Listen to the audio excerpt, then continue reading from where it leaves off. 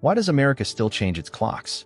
This yearly ritual costs us sleep, causes accidents, and throws our bodies off balance. You might think it's about energy or farms, but the real story goes back to a war in Europe, a fuel crisis, and a surprising obsession with saving minutes. The answer will make you rethink everything you thought you knew about time itself. It's the question we all ask twice a year, right? Why are we still doing this? It feels like one of those old habits that just won't die, and honestly, you're not wrong to feel that way. Most people have no idea that politicians are constantly trying to end it. The Senate even voted to make daylight saving time permanent just a couple years ago, but the whole thing stalled. The debate is still happening right now. But to figure out why we're stuck with this mess, we have to go way back. Not to some farmer's field, but to Germany during World War I. They were the first to start changing the clocks, all to save coal for the war effort. America jumped on board pretty quickly with something called the Standard Time Act of 1918, hoping to do the same. But here's the thing. We've known for years that the whole energy-saving idea is pretty much a myth. Modern studies show it barely makes a dent. So if it's not about saving power, why does it stick around? The real reasons are a lot weirder, and they involve big business, powerful lobbyists, and even a disastrous national experiment in the 1970s that people want to forget. It all started in 1916, right in the middle of World War I. Germany was in a tough spot. They were burning through a massive amount of coal to power their war effort, and they needed every last lump they could get. So they came up with a simple, clever trick. What if they could just create more daylight? Not really, of course, but they could shift it. By moving the clocks forward an hour in the spring, they could give people an extra hour of sunlight in the evening. That meant they wouldn't have to turn on their lights as early, which meant they'd use less power. And less power meant more coal for the factories and the front lines. It was a desperate move, but it was smart. And other countries, including the United States, were watching very closely. 2 years later, in 1918, America decided to give it a shot. Congress passed something called the Standard Time Act. Now, this law did two huge things. First, it officially created the time zones that divide up the country. That was a big deal, and we still use that system today. But it also included a little something extra, America's very first national daylight saving time. The goal was exactly the same as Germany's. Get factory workers an extra hour of daylight at the end of their shifts. The hope was that it would boost morale, increase productivity for the war, and maybe, just maybe, save a little bit of energy along the way. But here's the part that gets left out of the story. People absolutely hated it. The moment the war was over, the complaints started pouring in. It was seen as an unnecessary government rule, a leftover from the war that nobody wanted anymore. So, just a year later, that part of the law was repealed. Daylight saving time was dead, or so everyone thought. The idea was gone, but it had planted a seed. And it wouldn't be long before big business realized that extra hour of daylight wasn't just good for saving coal, it was great for making money. But before big business could figure out how to cash in, America had an even bigger, more fundamental problem with time itself. Because back then, the entire country was basically a timekeeping free-for-all. It was a complete mess. See, before 1918, there was no such thing as official time zones. Most towns and cities just set their own clocks. They'd usually base it on when the sun was highest in the sky at noon, right there in their town square. So, noon in Philadelphia was a few minutes different from noon in Pittsburgh.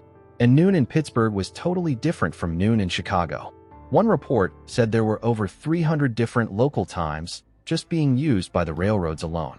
It was the Wild West of clocks. For most of history, this wasn't a huge deal.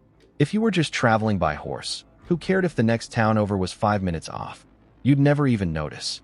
But then came the railroads. Suddenly, you had trains crisscrossing the entire country at high speeds, trying to stick to a schedule. And that's where everything fell apart. Imagine trying to run a railroad like that. A train might leave New York at what its clock says is 10 a.m. But when it arrives in the next major city, their clocks say it's 10:25 a.m., even though the trip only took 15 minutes. It was a logistical nightmare. Conductors had to juggle conversion charts and constantly readjust their watches just to keep from crashing. It was confusing, it was inefficient, and it was dangerous. The entire system was screaming for a fix. That's the other huge piece of the puzzle that was the Standard Time Act of 1918. Yes, it brought in that temporary daylight saving time we talked about. But its main, and much more important job, was to finally tame the chaos. The law officially sliced the country up into the time zones we know today: Eastern, Central, Mountain, and Pacific. For the first time ever, the entire United States was operating on one, single, unified system of time. It was a massive change that completely reshaped American life and business. It made the modern economy possible. And that part of the law, everyone loved it. It just worked. It's the reason we take time zones for granted today. But remember, the law had two parts. While creating standard time was a huge success, that other part, daylight saving time, was still deeply unpopular. And even though the government had killed it, the idea was far from dead. The most powerful companies in America were just starting to see its potential. And for decades, the idea of clock changing just sort of bubbled under the surface, a debate that never fully went away. Then came the 1970s. Suddenly, America was in the middle of a massive energy crisis. An oil embargo had sent gas prices through the roof, and people were desperate for a solution. The government needed to look like it was doing something to save fuel. That's when they dusted off the old daylight saving idea, but with a radical new twist. What if we didn't just do it for part of the year? What if we stayed on daylight saving time, permanently, year-round? In January of 1974, President Nixon signed a law to do exactly that. The nation was put on what was essentially permanent daylight saving time. At first, people were on board.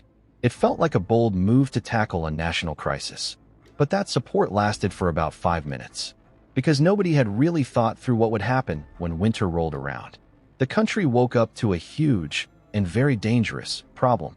With the clocks pushed forward an hour, the sun wasn't rising until almost 8:30 or 9 a.m. in some places. This meant millions of kids were walking to school or waiting for the bus in the pitch-black darkness of early morning. It was an accident waiting to happen. And then, it did happen. In Florida, in the first few weeks of the new law, 8 different schoolchildren were hit by cars in the pre-dawn darkness. The news was horrifying, and it became a national story overnight. The governor of Florida publicly demanded that the federal government repeal the law immediately. Public anger exploded. This wasn't a debate about energy savings anymore. It was about keeping kids safe. Schools all over the country started delaying their start times, just waiting for the sun to come up. The support for year-round daylight saving time completely collapsed. What started as a popular idea in January was overwhelmingly hated by the time summer came around. The experiment was a total, undeniable disaster. Faced with an army of angry parents, Congress moved fast. By October, less than 10 months after it started, they voted to kill the law and switch the country back to standard time. The great experiment was over. The debate over our clocks never really stopped.